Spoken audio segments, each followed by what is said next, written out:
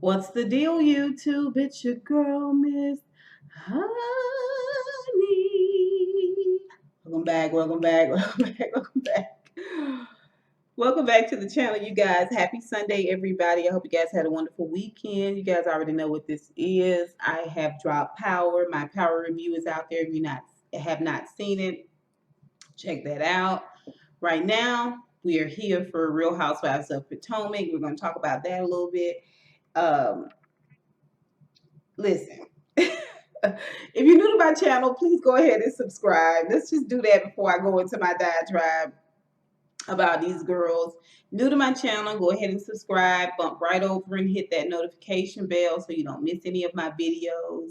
All my normal tribe honeybees.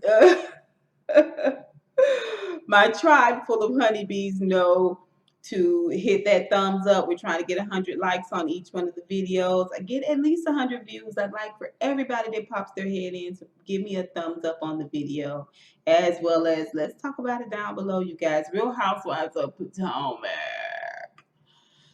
This is season 3. I think this is episode 15. Oil in France, Turm-oil in France. Like play on words because they went to an oil distillery. Turm-oil in France. I really don't have a lot to say about anybody good. I don't have a lot good to say about any of the ladies this episode. Normally we got the green eye monsters that we can all agree are just beside themselves with entitlement and thinking that they are old explanations for everything. Normally, that's what we normally talk about, and the fact that Ashley is messy, you know what I'm saying, and really don't have no loyalty to anybody. She is the bone collector for the Real Housewives of Potomac, basically.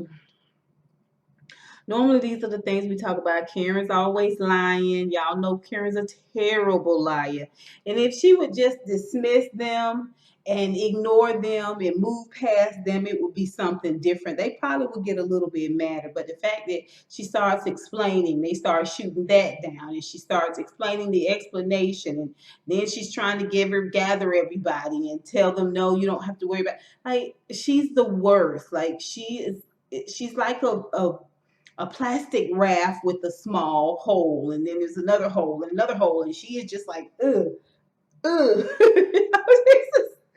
Trying to keep this stupid raft of lies afloat, and it is always going down. And Giselle is the main one with a BB gun. Like she will not get her foot off of Karen's neck.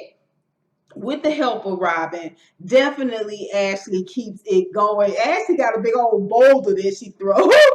She throws dead in Karen's lap. Karen just catches it and holds on to it. Like, girl, you are going down so fast. And Charrisse just comes along with a nice little razor blade and slit that joker down the side, baby.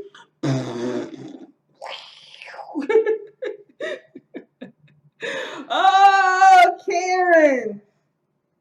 They are definitely bullying her. They are definitely trying their best to get her to open up, tell them so they can pick that shit apart, like, and just go in hard on her. They are mad as hell that she is making them dig and work and scheme to get all of the Karen juice, baby. Still at the same time, they being so hateful, so hurtful. The girl is probably going through a lot, and she's hiding it all. And again, she don't owe them an explanation for nothing, like for nothing whatsoever. Really, she just don't. And the fact that she's not wearing her wedding ring, boy, when Giselle brings that up, it's like, oh, you know what I'm saying? Like it she can't cover all of the places that she's showing, that she's got something showing. She can't cover it all. She doesn't have enough cover. She can't cover all the holes that are being blown in her web of lies. She just absolutely cannot. The best thing for her to do is act like I don't know what you're talking about. So you never ever went without your ring, not even once. I just forgot it in the safe. I'm tired. I mean, just anything just blow you off. Really, You checking for people's jewelry now, Giselle? Like, I would have just played her dust. Why are you so focused on my jewelry? Where is your jewelry? Where is your ring? What's going on with you? But she don't do that because Hit Dog will holler. They own to something. They own to Karen. They are on to Karen, and she is fighting like hell. Fight like hell. And baby, like I said, she making them scrape and scrimp for every little bit of information, and they got mad as hell about it. All of them. All of them want to see her crash and Mickey Freaky burn. Every last one of them. I have to say, I'm just gonna go ahead and say that everybody, with the exception of Candiace. Karen does a very good job of sort of taking Candiace up under her wing while at the same time trying to act like she knows how to handle the girls, but she doesn't. She doesn't. She's failing miserably at gathering them all together. And that is a direct lie that she is telling Candiace. Let's talk about Candiace as we just filling in fluff here. Candiace learns that people are sick and tired of her being braggadocious. They're tired of her doing this humble brag. She's trying to talk like she's got a situation going on with Chris, but really ain't shit going on. The man love her dirty draws, and she's trying to make it out to be something. She's trying to develop this storyline out of this whole princess thing, and people aren't paying me any attention, girl. All you got to do is be the best you can be. You do not have to try to over impress. You don't have to put yourself in a position where, oh, I have a story that's equally as similar. If they're talking about her feelings, of course you can jump in. If they're talking about powerful men, it's really not your conversation. Like, they're talking out of your depth. So just listen and keep moving, girl. I don't understand it. I'm a little put off with the fact that her and Ashley started out together, her Ashley and Monique, and they have left her to the wind, maybe because they are already married. I don't know. Ashley ain't really loyal to nobody. Anyway, at the end, Charrisse and Karen, like I said, they go to breakfast with Candiace, and they just tell her, you talk about yourself a little bit too much, you bragging a lot, and you treating like Chris is supposed to be the paparazzi for you. Like, girl, you're not that popular, you're not that you're not that great. Anyway, let's move on. Robin, I don't get it. I don't understand. It's no wonder you got the money taken from you. It's no wonder that you was bamboozled by this accountant, because you can't see what's right in front of your own damn nose, girl. You can't see what's going on in your own home. Like, it's no wonder you can't see the fact that Giselle is a liar, or the fact that you need to speak for your own self and mind your own business, or be more empathetic. You feel like you got to stand shoulder to shoulder with Giselle on bullying and harassing various ones of these girls. Like, it's so unnecessary, Robin. It's so unnecessary. And you guys are getting beautiful girls, but you're getting uglier and uglier with every one of these episodes. Like, she buys Giselle's story hook, line, and sinker. When Giselle comes and tells her this gross retelling, gross retelling, okay, picked up where we left off last week. Where Giselle sitting downstairs on her phone with pumps on after she done talked about Karen wearing tennis shoes. Finally, here comes Robin downstairs looking like a soccer mom.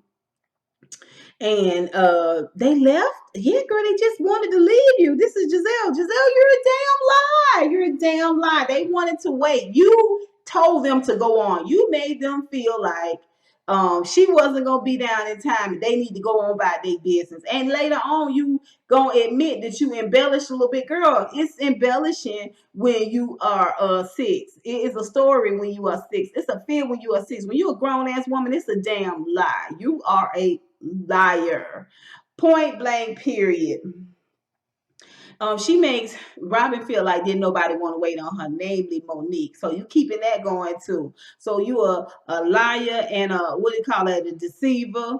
Uh-huh. Okay. So then they go walk on the pier and get a ice cream or a crepe or something boring. Like, you wanted her to miss for what? For what? Why? Why did you want Robin to miss the oil distillery experience? For what? You guys weren't doing jack, but her listening to you retell what happened between you and Karen and the other ladies in the lobby, retelling it a lie. They wanted to leave you. And I thought she gave us two options last night, and we had the option to choose something else. She said, no, no, no. Bravo, they will play it on you. They don't play the video where, what they said, she really wanted everybody to go. Monique really wanted everybody to go. Giselle's retailing is a major problem. Later on, we see, at the same time, we see the girls at the oil distillery having a great time, enjoying themselves. Monique was so excited to be there. She was disappointed on the ride that the girls didn't show up.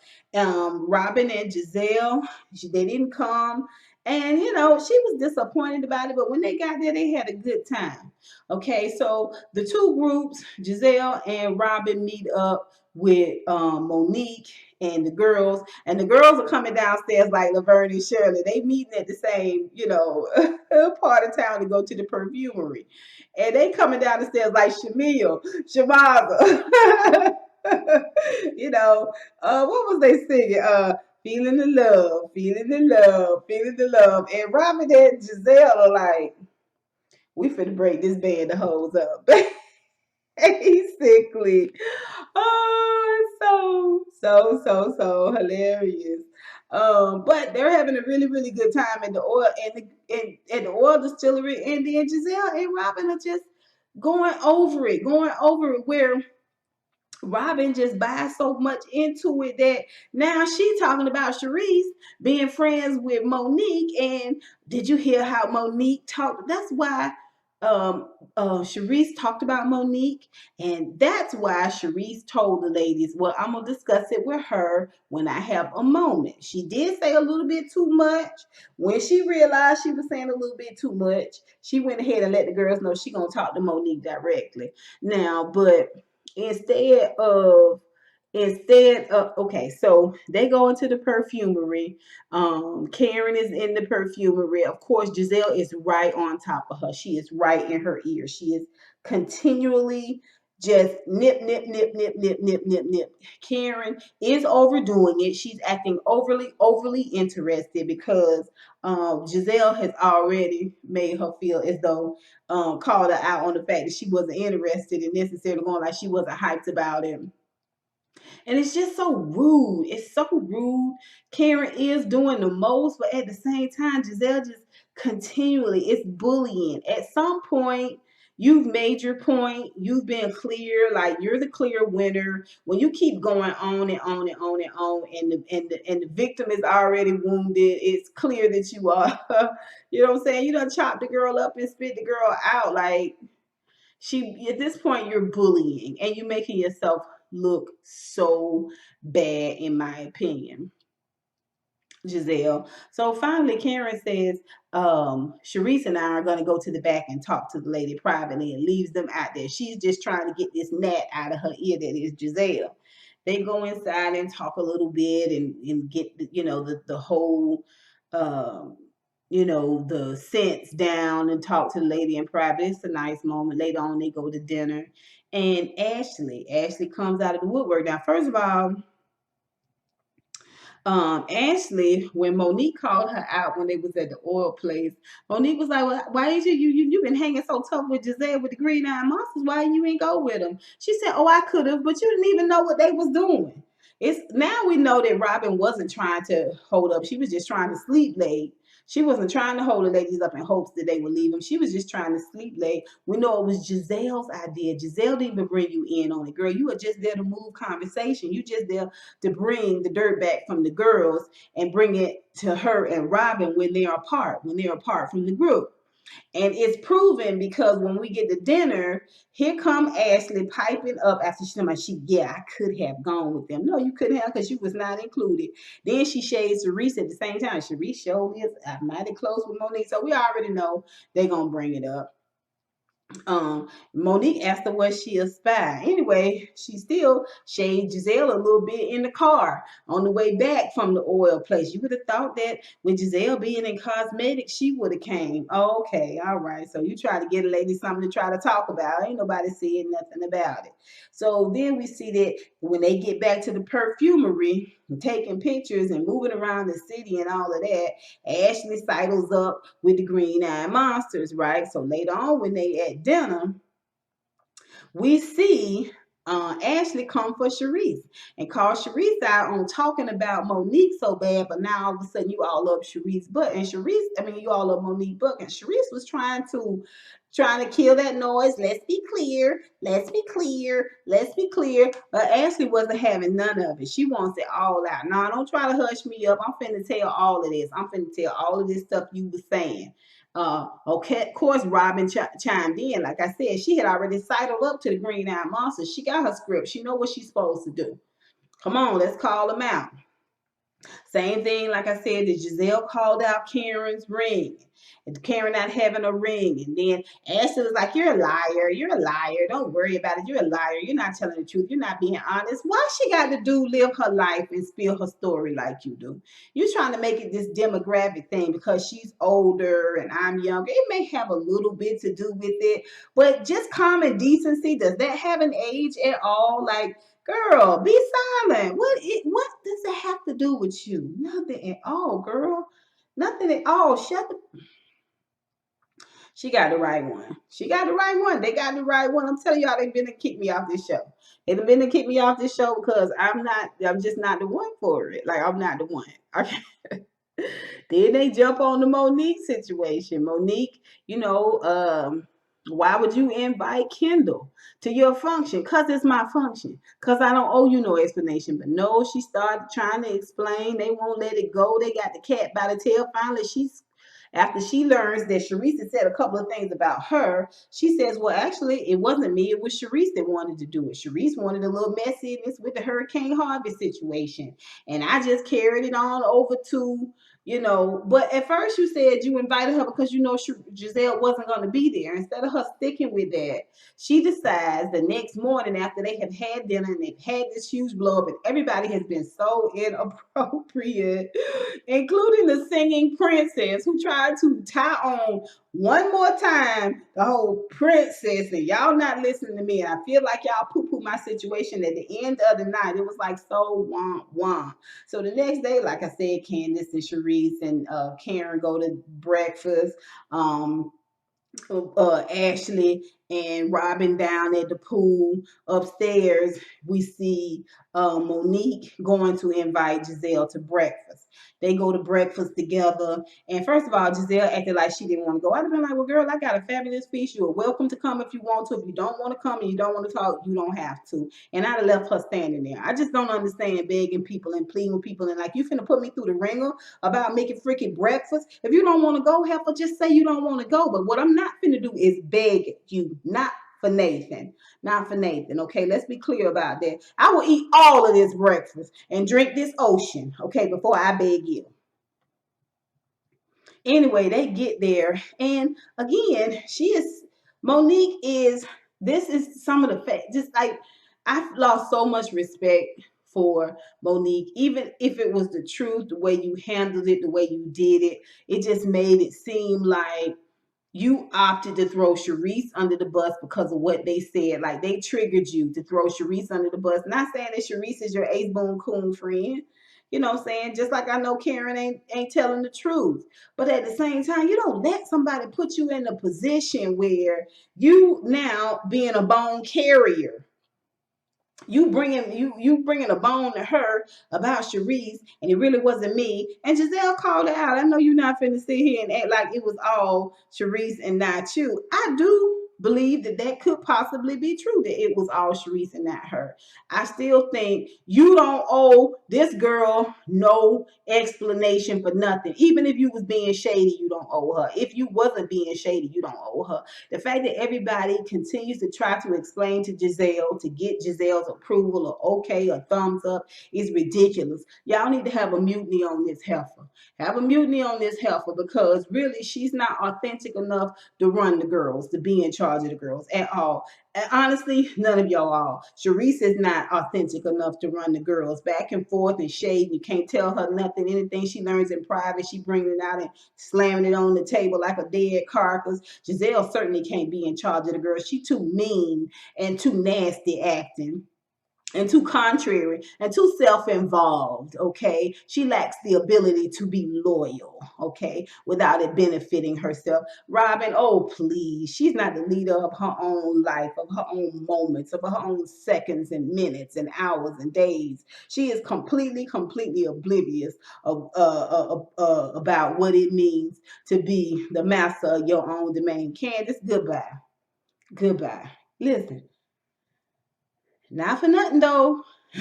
Not for nothing. Candiace is by far better than a lot of these ladies when it comes to lead the girls. At least she know how to read. Now she will go down as history as being able to have as having been able to read Giselle within an inch of her life. So we're gonna give Candiace at least 1 point. Certainly, Karen, she got too much going on. Her fish, she got several big fish she need to be frying. She can't be in charge of the girls. And Monique, you most certainly can't be in charge of the girls. You neither hot nor cold. You lukewarm, girl. You don't know loyalty. You turned on Charrisse so quick. Even though Charrisse may have said some things and may have done some things and things like that, you always make sure you doing what's right. When you tried to throw Charrisse under the bus with Giselle, of all people, you made yourself look ridiculous. Nobody is in charge of the girls. They are all running around like drunk monkeys in an insane asylum. I'm not